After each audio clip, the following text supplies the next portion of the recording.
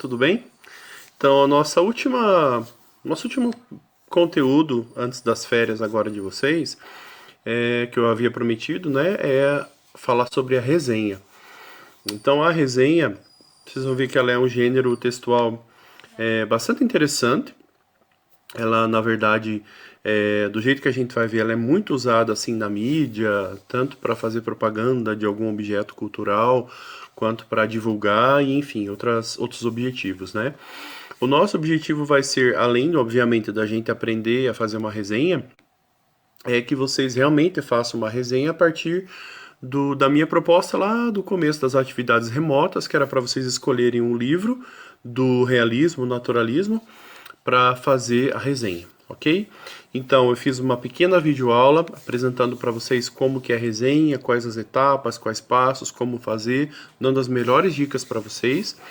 Aí depois da videoaula eu vou fazer uma atividade avaliativa muito rápida, é uma questão só. Então assistindo a esse vídeo, vão lá fazer rapidinho e a gente se encontra depois das férias, tá bom? Se cuidem, hasta la vista, aliás, até mais.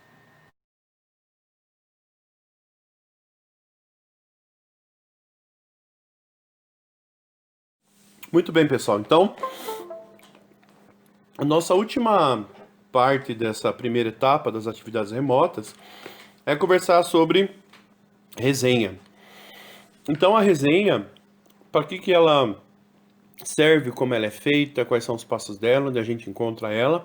Enfim, as resenhas elas são textos publicados em jornais, revistas e na mídia virtual de forma geral, para que o leitor ou consumidor cultural tenha parâmetros sobre algum objeto cultural. Então, digamos assim, que é uma avaliação feita, é uma opinião sobre algum objeto cultural.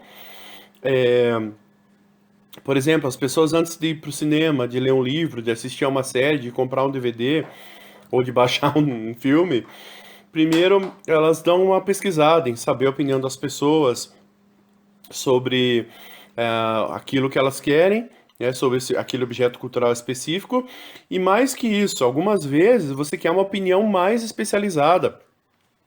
Então você procura, por exemplo, o que tal site fala, o que tal canal do YouTube fala, e normalmente essas pessoas elas são, digamos assim, pelo menos um pouco mais especialistas no sentido de argumentar melhor sobre esse objeto cultural. O livro traz pra gente uma resenha do filme Que Horas Ela Volta.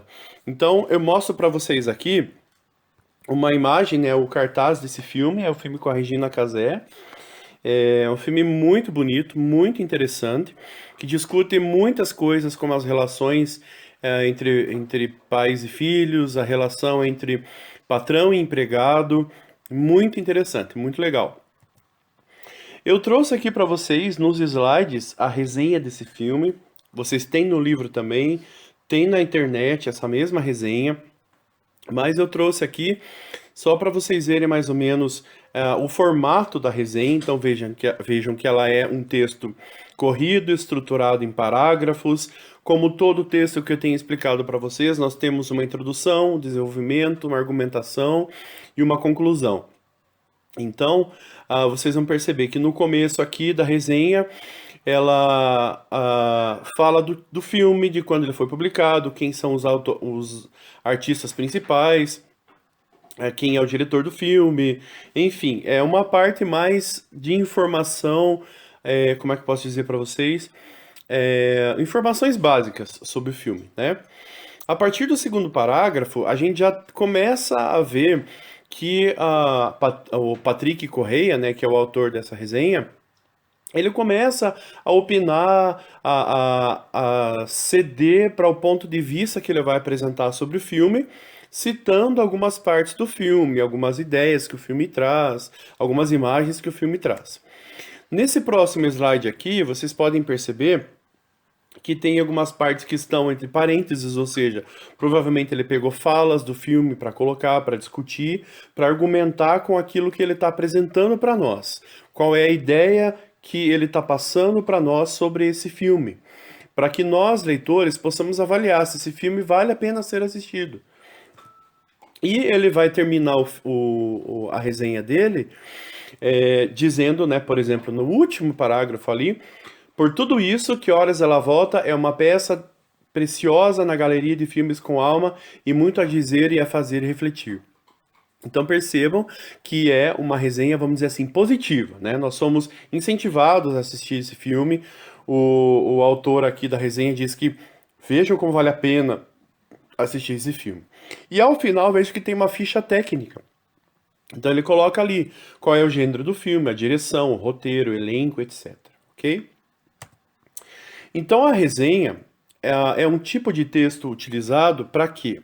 Para que se possa apresentar um ponto de vista a partir de argumentos, levando o leitor a avaliar a qualidade de algum objeto cultural, sendo esse objeto cultural um filme, um livro, um álbum de música, uma série de TV, uma peça de teatro, uma exposição de arte, enfim, um quadro, né, quaisquer objetos culturais. Então, apresentar um ponto de vista usando argumentos, né, não só apresentando as informações básicas do objeto cultural, mas as ideias que aquilo tem para que o leitor avalie a qualidade de um objeto cultural. Essas resenhas, elas são normalmente publicadas em mídias impressas e também em mídias eletrônicas, então em jornais, em revistas e em sites, né, em sites, em páginas culturais, enfim. É de caráter informativo, mas também opinativo e argumentativo. Então você não só informa, por exemplo, você não vai só colocar uma ficha técnica do filme, você vai dizer se ele vale a pena ser assistido ou não, que ideias ele traz, que reflexões ele traz, que tipo de argumentos você pode extrair a partir do filme para incentivar alguém a assistir o filme ou não. Esse exemplo é uma resenha positiva, mas também pode existir uma resenha, vamos dizer assim, negativa, né? Em que você deprecia o filme. Ou seja, por que não vale a pena assistir aquele filme, vamos dizer, né? Pensando sempre no público leitor e também em qual suporte vai ser publicado. Como assim? Isso tem a ver com a linguagem utilizada. Então, por exemplo, a resenha que vocês vão fazer para mim, vamos dizer assim, nós estamos no meio acadêmico, no Instituto Federal, vocês são alunos do terceiro ano do ensino médio, então a gente vai priorizar a linguagem formal nas resenhas, pensando que os colegas de vocês, professores do IF, eu vou ler esse texto. Então nós temos muito claro qual é o público-alvo e qual é a linguagem a ser utilizada. Quais seriam as partes de uma resenha? Então, uma resenha, ela, vamos dizer assim, em primeiro lugar, descreve o objeto. Então, nós temos as informações básicas ali. E é muito importante só tomar cuidado para não dar spoiler, né? Ou seja, para você não revelar tudo o que tem num filme, por exemplo. Em segundo ponto, é você argumentar fazendo uma seleção de ideias para convencer o leitor a concordar com o ponto de vista que você está defendendo sobre o objeto cultural que você escolher. Os elementos da resenha são simples, né? Simples não, são poucos. Então nós, em primeiro lugar, vamos descrever e analisar o objeto que eu escolhi, né? O livro, o filme, a série, o álbum musical. Para isso eu preciso fundamentar essa minha análise e também construir um juízo de valor com base nos argumentos que eu apresentar. Para que, enfim, o meu leitor, o leitor da minha resenha, aquele que está buscando sobre um objeto cultural, ele diga se vai valer a pena ou não assistir a esse filme ou ler aquele livro, etc. Atenção, uma coisa bastante importante é que você não fique atento apenas ao objeto em si, ou seja, você não vai falar do filme, né? Você vai opinar, vai apontar relações intertextuais daquele filme, vai trazer ideias, vai trazer parâmetros, discussões, vai debater, vai criticar, enfim, né? Você não vai falar da parte técnica apenas do filme. O segundo ponto ali da atenção diz assim, aponta relações intertextuais. O que é isso? Por exemplo, esse filme que o livro traz pra gente, ele faz a gente lembrar de um outro livro, por exemplo, do Gilberto Freire, que se chama Casa Grande e Senzala, que mostra a relação das famílias e também mostra a relação patrão-empregado. Também é um filme que me levou muito a pensar e a relacionar com um outro filme chamado Histórias Cruzadas, não sei se vocês viram. Então, nesse filme Histórias Cruzadas, as escravas negras cuidavam das crianças brancas, né, das mães brancas. E algumas vezes eram muito mais mães do que as próprias mães. Por exemplo, a personagem da Regina Casé, nesse filme que o livro traz pra gente, ela trabalhou anos cuidando do menino e ela não tem sequer um quarto decente para ela dormir no fundo da casa, né? Então, no Histórias Cruzadas, por exemplo, para vocês terem uma ideia, a mulher que cuidava dos filhos dos brancos, ela não podia usar nem o mesmo banheiro da casa, né? Então, essas relações eu pude fazer que seriam relações intertextuais. Por fim, nesse slide, a gente pode ver que é importante a gente considerar qual é o público leitor, ou seja, quem vai ler o meu texto, e onde esse texto vai circular, ou seja, o público-alvo e o suporte. Quais seriam as etapas, então, para vocês produzirem uma resenha? Primeiro de tudo, vocês vão escolher um objeto. Na verdade, é, vocês não vão escolher o objeto, né? Vocês vão fazer a resenha de um livro do realismo e naturalismo. Mas, enfim, vocês vão ter a oportunidade de escolher qual o livro, dentre aqueles 4 que eu mostrei, né? Depois, você vai registrar, fazer suas anotações, passagens que chamam a atenção, pontos que você acha que é importante você colocar na tua resenha, trechos do livro, as ideias que o livro traz. Em terceiro, você vai trazer algumas informações básicas sobre o livro. Então, por exemplo, quando ele foi publicado, qual é o autor, que linguagem ele usa, quantos personagens são. E, ao mesmo tempo, você já pode ir argumentando. Ok? Não precisa fazer em 2 partes separadas. Em quarto lugar, tome cuidado com a linguagem. Já falei, a gente vai utilizar a linguagem padrão, embora o realismo e naturalismo trate de alguns pontos de marginalização social. Então, talvez algumas citações que você faça, você vai usar a linguagem informal.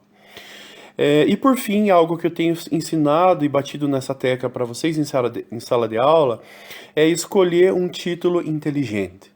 Ou seja, um título ele serve para chamar a atenção do leitor, ainda mais que a gente está falando de uma resenha, né? Ou seja, o leitor vai ler o teu texto para saber se vale a pena ou não ler o livro.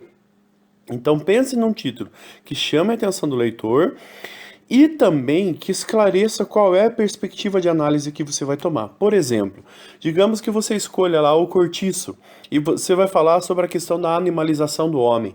Então você pensa num título que direcione o leitor para essa perspectiva. Por exemplo, O Homem Animal em O Cortiço. Ok? As resenhas elas apresentam então uma parte inicial, né, que é composta sobre informações do projeto, do produto cultural, título, nome, editora, páginas, etc. Uma parte com um resumo do conteúdo, rapidinho, né, uma parte sucinta, ou dos temas abordados. E por fim, comentários seus e juízos de valor sobre esse objeto escolhido. No final aqui, pessoal, eu trago para vocês um roteiro de avaliação, ou seja, antes de vocês me entregarem essa resenha lá depois das férias, né, lá depois do dia 20 de julho, depois do nosso Meet, para vocês tirarem as dúvidas finais, vocês passam um pente fino sobre o texto produzido, que seria esse roteiro de avaliação aqui. Então vejam que tem 8 pontos para vocês vamos dizer assim, se autoavaliarem antes de me entregarem a resenha. Ok, pessoal? Então muito obrigado.